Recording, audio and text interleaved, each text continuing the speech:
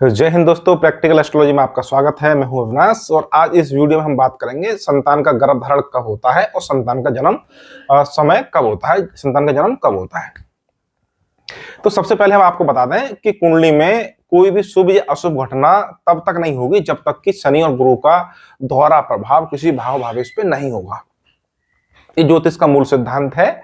इसी सिद्धांत को आगे बढ़ाते हुए संतान के जन्म के समय के बारे में और संतान का गर्भधारण कब होता है उसके बारे में इस वीडियो में बड़ी संक्षेप में चर्चा करेंगे। किसी उदाहरण कुंडली के माध्यम से नहीं समझाएंगे, सिर्फ जो फॉर्मूला होता है, सूत्र होता है, उसी के बारे में बात करेंगे।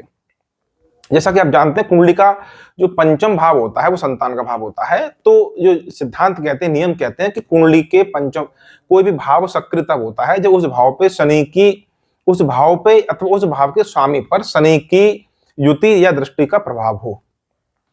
तो आपकी कुंडली में आपको ये जानना है कि संतान का जन्म कब होगा या संतान के लिए गर्भधारण कब होगा। इसके लिए जो मैं आपको शनि और गुरु का गोचर आपको बता रहा हूँ, दोहरे नियम बता रहा हूँ गोचर के, उससे पहले भी कुछ बातें ये आप ध्यान रखनी चाहिए कि कुंडली में दशा कैसे चल रही है। तो सबसे पहले संतान की हम बात करें तो संतान से संबंधित दशाएं जातक के जीवन में होनी चाहिए और ये भी होना चाहिए कि संतानहीनता की कुंडली में कोई योग ना बन रहे हो। तो संक्षेप में आपको बता दें संतान से संबंधित दशा कौन सी होंगी। यानी कुंडली का पंचम भाव जो होता है वो संतान का होता है। तो पंचम भाव में बैठे ग्रह, पंचम भाव का स्वामी, पंचम भाव को देखने वाले ग्रह या पंचम भाव के स्वामी के साथ बैठे ग्रह, इनकी अगर दशा महादशा माने यानी कि महादशा, अंतरदशा और पत्यंत दशा चल रही हो तो संतान के जन्म का योग वहां बन जाता है। उसी प्रकार से आप कुंडली के नवम भाव को देख सकते हैं, यानी पंचम से पंचम, संतान से संतान या भावात भाव सिद्धांत के अनुसार नवम भाव से भी हम संतान से संबंधित शुभ अशुभ घटनाएं देख सकते हैं। तो जब नवम भाव में बैठे ग्रह, नवम भाव का स्वामी, नवम भाव को देखने वाले ग्रह, नवम भाव के स्वामी के साथ बैठने वाले ग्रहों की महादशा, अंतरदशा और पत्यंतर दशा चल रही होगी तो वहां पे संतान से संबंधित घटना देखने को हमें मिलती है। उसी प्रकार से आप सप्तमांश कुंडली होगी, सप्तमांश कुंडली में भी आपके पंचम भाव और पंचम भाव और नवम भाव से संबंधित ग्रहों की दशा चलनी चाहिए। ये दशा का नियम हो गया। क्योंकि ये संतान का जो टॉपिक है बड़ा ही विस्तृत है, लेकिन हम यहाँ मात्र सूत्र मात्र बता रहे हैं। इस संक्षेप में जो ज्योतिष को जानते हैं वो लोग समझ जाएंगे, उनके लिए ज्यादा अच्छी रहेगी ये वीडियो।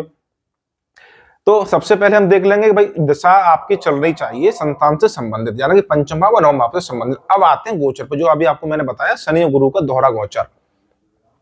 तो कोई घटना तभी होगी जब शनि की दृष्टि युति का प्रभाव जिस भाव भावेश से पड़ेगा वो भाव सक्रिय हो जाता है, एक्टिव हो जाता है। यानी कि वो बोलते हैं कि शनि की दृष्टि युति से उस भाव को जो है अनुमति मिल जाती है, परमिशन मिल जाती है कि इस भाव से संबंधित घटना होने वाली है। और वो घटना शुभ होगी या अशुभ होगी ये डिसाइड करता है चलने वाली दशाएं। दशा आपके फेवर में हो, पंचम भाव से संबंधित हो, तब आपके कुंडली में पंचम भाव के स्वामी, नवम भाव के स्वामी पर युति या दृष्टि से आपके शनि का प्रभाव होगा। उसी समय पे आपके गोचर में आपके गुरु पंचम भाव के स्वामी, नवम भाव के स्वामी को देखेंगे या उस भाव से गोचर करेंगे। ये दो महत्वपूर्ण आपके ग्रह हो गए। इनकी परमिशन मिलने के बाद फिर आते हैं मंगल देव और उसके बाद आएंगे आपके सूर्य और चंद्रमा। तो जैसे मैंने आपको बताया कि आपका गर्भधारण कब होगा, ये सबसे पहला प्रश्न ये है। तो आप दशा देख लीजिए, महादशा देख लीजिए, अंतरदशा देख लीजिए, पत्यंतर देख लीजिए, उसके बाद शनि गुरु का गोचर देख लीजिए। दोनों ने आपके गोचर में पंचम भाव या नवम भाव या इन दोनों के भाव के स्वामी सक्रिय कर दे हो युति और दृष्टि के हिसाब से। फिर आप देखिए कि आपके मंगल की युति या दृष्टि से पंचम भाव के स्वामी अथवा नवम भाव के स्वामी पर प्रभाव होना चाहिए। जब जब आपके पंचम भाव के स्वामी पर मंगल का युति दृष्टि से प्रभाव होगा वही समय होता है आपको आपके उस समय गर्भधारण जो होने का जो समय है वो सबसे ज्यादा उसी समय पे गर्भधारण वहां पे होगा। ये नियम है, ये पक्का नियम है और बहुत बार आजमाया हुआ नियम है। यानी कि आप क्योंकि अब ये ऐसी कुंडली में कई बार स्थिति बनेगी देखने के कि आपके गोचर का मंगल जो है पंचम भाव को कई बार देखेगा या पंचम भाव के स्वामी को कई बार देखेगा, तो वहां कंफ्यूजन या भ्रम की स्थिति पैदा हो जाती है कि किस गोचर में किस दशा में ये आपका गर्भधारण कराएगा। क्योंकि ये जो गर्भधारण कराएगा जो गोचर, उससे अगला गोचर इसी प्रकार से आपके संतान का जन्म भी कराएगा। वहां पे गुरु और शनि का दोहरा प्रभाव हमेशा पंचम भाव नवम भाव पे रहेगा। लेकिन अब आते हैं गर्भधारण पे, तो वहां आपको देखना पड़ेगा पत्यंतर दशानाथ। क्योंकि पत्यंतर दशानाथ जो होता है बहुत ही कम समय के लिए चलते हैं, उनकी अंतर दशाएं, पत्यंतर दशा बहुत ही कम समय की होती है। उसी कम समय में आपको मंगल का गोचर देखना है कि मंगल का गोचर पंचम भाव या उसके स्वामी पर है अथवा नहीं है, नवम भाव उसके स्वामी पर है अथवा नहीं है। तो जैसे ही आपकी पत्यंतर दशा आपके पंचम भाव नवम भाव से संबंधित होगी और आपके मंगल का प्रभाव पंचम भाव के स्वामी नवम भाव के स्वामी पे होगा, वो एक संभावना बन जाएगी कि यहाँ पे एक गर्भधारण होने वाला है।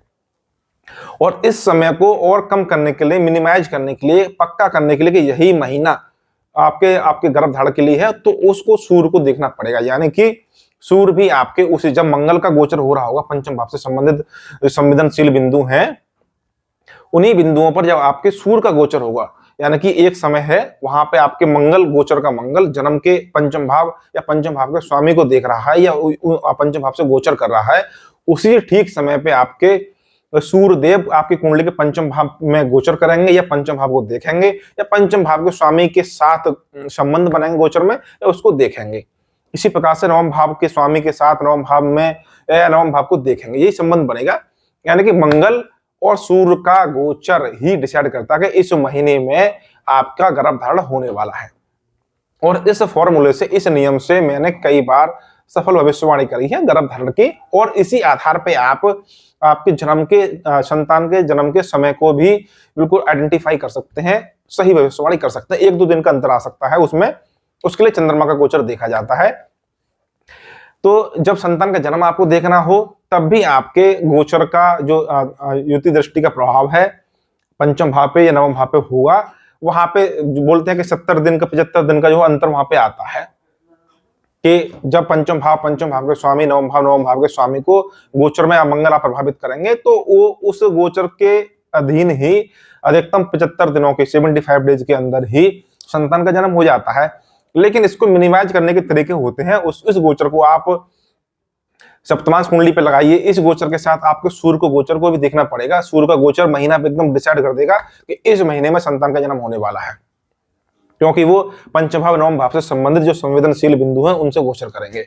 और इसके बाद फिर आते हैं आपके चंद्रदेव, जो आपको 2 दिन की भविष्यवाणी दे सकते हैं कि इनका भी गोचर सेम टू सेम इन्हीं बिंदुओं, जो संवेदनशील बिंदु हैं पंचम भाव का स्वामी, नवम भाव का स्वामी या लगन या लग्नेश, इनसे संबंधित या जन्म की राशि भी देखी जाती है। ये अनुभव का विषय है। जितनी ज्यादा भविष्यवाणी आप करेंगे, उतने ही आप संतान के जन्म के समय को एकदम सही तरह से फलित कर सकते हैं। प्रैक्टिस का जो शुरू में जब भविष्यवाणी ज्योतिष करने सीखने होंगे या सीखते हैं, वहां कुछ अंतर आ सकता है, उससे डरने घबराने की कोई जरूरत है ही नहीं।